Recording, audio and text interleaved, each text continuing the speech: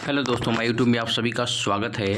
आज की वीडियो हम लोग बिहार एसएससी, बिहार पुलिस और रेलवे और आगामी आने वाले सभी परीक्षाओं के एग्ज़ाम्स के लिए साइंस से, ठीक है दोस्तों, आज जो है कि 50 प्रश्नों का हम लोग रिवीजन करेंगे, यानी जो है कि बेहतरीन तरीके से कम समय में याद भी करेंगे। ठीक है दोस्तों, तो चलिए हम लोग प्रश्न की शुरुआत करते हैं। यदि आप हमारे चैनल पर नए हैं तो चैनल को सब्सक्राइब कर लें ताकि हमारा हर एक आने वाला वीडियो सबसे पहले आप तक पहुँचे। ठीक है दोस्तों, तो चलिए सवाल नंबर 1 स्क्रीन पर आपके सामने है। शरीर का सबसे कठोर तत्व दांतों के ऊपर इनेमल होता है। ठीक है दोस्तों, यानी शरीर का सबसे कठोर जो तत्व होता है वो दांतों के ऊपर का इनेमल होता है। अगला है सवाल, तंत्रिका तंत्र की इकाई को न्यूरॉन कहते हैं। तंत्रिका तंत्र की इकाई को न्यूरॉन कहते हैं। ठीक है दोस्तों, सवाल नंबर 3 है, रक्त का पीएच मान जो है कि कितना होता है, तो ये जो है कि 7.4 क्षारीय होता है। रक्त का पीएच मान 7.4 होता है। रक्त समूह की खोज जो है कि 1901 ईस्वी में लैंड स्टीनर ने की थी। ठीक है दोस्तों, रक्त समूह की खोज 1901 ईस्वी में लैंड स्टीनर ने की थी। सवाल नंबर 5 है, आरबीसी व डब्ल्यूबीसी का निर्माण अस्थि मज्जा में होता है। आरबीसी व डब्ल्यूबीसी का निर्माण अस्थि मज्जा में होता है। अगला सवाल है, इंसुलिन का स्राव, ठीक है दोस्तों, अग्नाशय से होता है। ठीक है, इंसुलिन का स्राव अग्नाशय से होता है। सवाल नंबर 7 है, मनुष्य के शरीर में पाई जाने वाली सबसे बड़ी ग्रंथि यकृत है, यानी जिसको लीवर बोला जाता है। मानव शरीर के यानी मनुष्य के शरीर में पाई जाने वाली सबसे बड़ी ग्रंथि यकृत होती है। 8वां है, पीयूष ग्रंथि को मास्टर ग्लैंड ग्रंथि भी कहा जाता है। पीयूष ग्रंथि को, ठीक है दोस्तों, मास्टर जो है कि ग्लैंड ग्रंथि भी कहते हैं। 9 है, प्रकाश संश्लेषण में पौधे ऑक्सीजन जल से लेते हैं। प्रकाश संश्लेषण में पौधे ऑक्सीजन जल से लेते हैं। अगला है, कोशिका के अध्ययन को साइटोलॉजी कहा जाता है। कोशिका के अध्ययन को साइटोलॉजी कहा जाता है।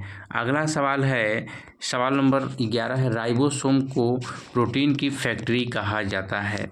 राइबोसोम को प्रोटीन की फैक्ट्री कहा जाता है।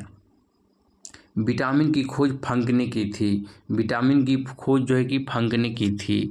अगला है सवाल, पत्तियों का मुख्य कार्य, यानी पत्तियों का मुख्य कार्य पौधों के लिए भोजन तैयार करना होता है। पत्तियों का मुख्य कार्य पौधों के लिए भोजन तैयार करना है। अगला है, अल्प एवं असंतुलित भोजन से कुपोषण होता है।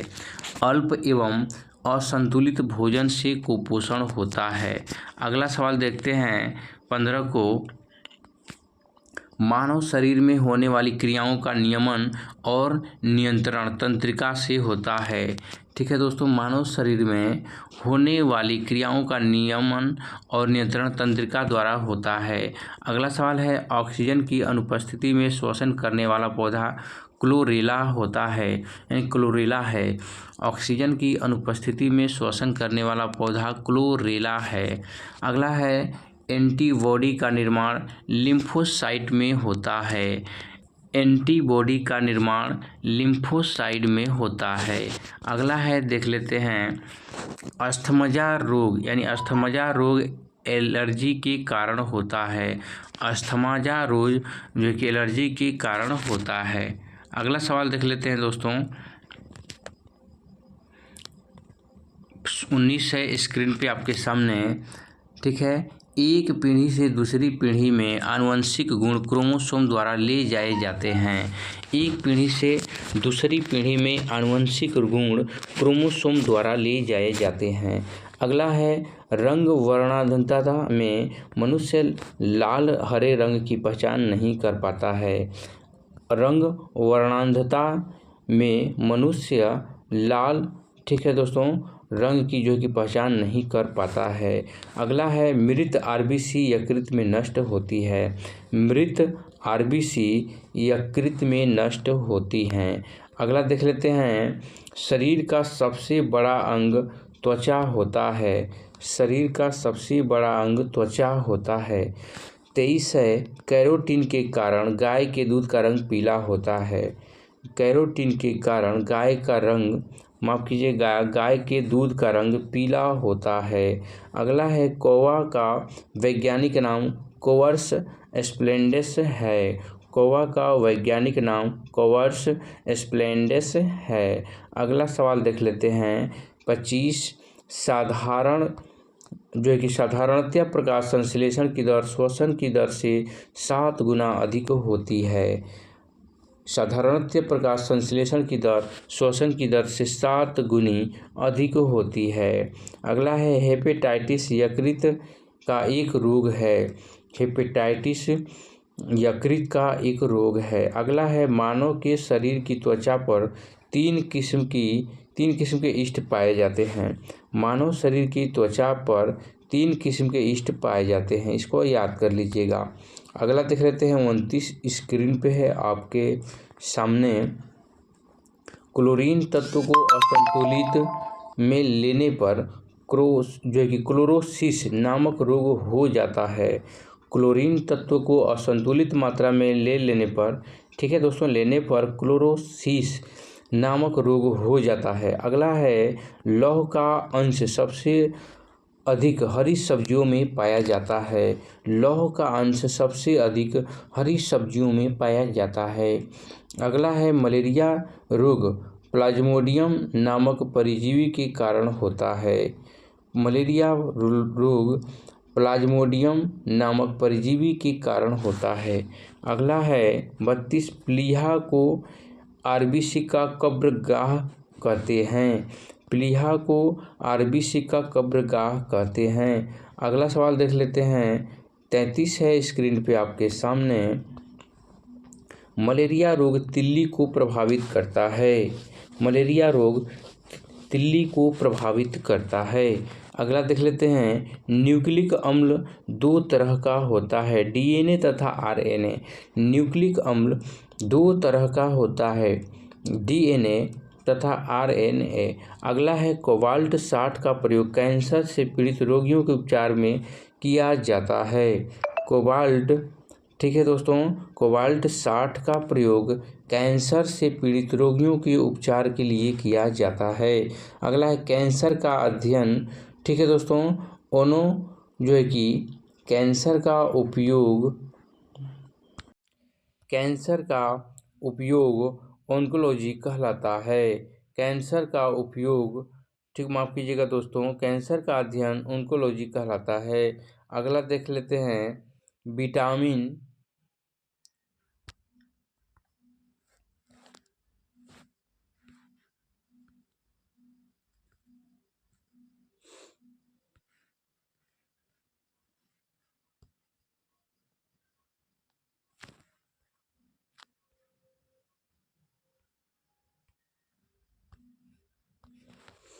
अगला है विटामिन ए, डी, ई तथा के वसा में घुलनशील है। विटामिन ए, डी, ई तथा के वसा में घुलनशील है। अगला है गोल कृमि से होने वाला रोग फाइलेरिया है। गोल कृमि से होने वाला रोग फाइलेरिया है। अगला क्वेश्चन है RH एक प्रकार का एंटीजन होता है जो लाल रक्त यानी आरबीसी में पाया जाता है। RH एक प्रकार का एंटीजन होता है जो लाल रक्त कण आरबीसी में पाया जाता है। अगला है प्लेग एक संक्रामक बीमारी है। प्लेग एक संक्रामक बीमारी है। अगला देख लेते हैं दोस्तों 41 है, जो है कि अल्जाइमर रोग में मानव शरीर का मस्तिष्क प्रभावित होता है। अल्जाइमर रोग में मानव शरीर का मस्तिष्क प्रभावित होता है। अगला है मेंडल ने शोध के लिए मटर के पौधे का प्रयोग किया था। मेंडल ने शोध के लिए मटर के पौधों का प्रयोग किया था। अगला है एटीपी ऊर्जा की इकाई है। एटीपी क्या है दोस्तों? ऊर्जा की एक इकाई है। अगला है अस्थियों का अध्ययन ऑस्टियोलॉजी कहलाता है। अस्थियों का अध्ययन ऑस्टियोलॉजी कहलाता है। ठीक है दोस्तों, चलिए सवाल नंबर देख लेते हैं 45 है स्क्रीन पे आपके सामने। शहद का प्रमुख घटक फ्रक्टोज होता है यानी फ्रुक्टोज है। शहद का प्रमुख घटक फ्रक्टोज है। अगला सवाल है, पचे हुए भोजन का अवशोषण छोटी आंत में होती है। पचे हुए भोजन का अवशोषण छोटी आंत में होती है। विटामिन सी का सबसे अच्छा स्रोत आंवला होता है। विटामिन सी का सबसे अच्छा स्रोत आंवला होता है। अगला है, शरीर में पित्त का निर्माण यकृत में होता है। शरीर में पित्त का निर्माण यकृत में होता है। अगला देख लेते हैं, जंतु कोशिका में सेलुलोज नहीं पाया जाता है। जंतु कोशिका में सेलुलोज नहीं पाया जाता है। अगला सवाल है और सेशन का आखिरी प्रश्न है, रक्त का थक्का बनाने के लिए अनिवार्य प्रोटीन, ठीक है, फाइब्रिनोजेन है। रक्त का थक्का बनाने के लिए अनिवार्य प्रोटीन फाइब्रिनोजेन है। तो दोस्तों आज की वीडियो मैंने साइंस से टॉप 50 प्रश्न ऐसे प्रोवाइड कराए जो हमेशा आने के बहुत ज़्यादा चांसेज रहते हैं।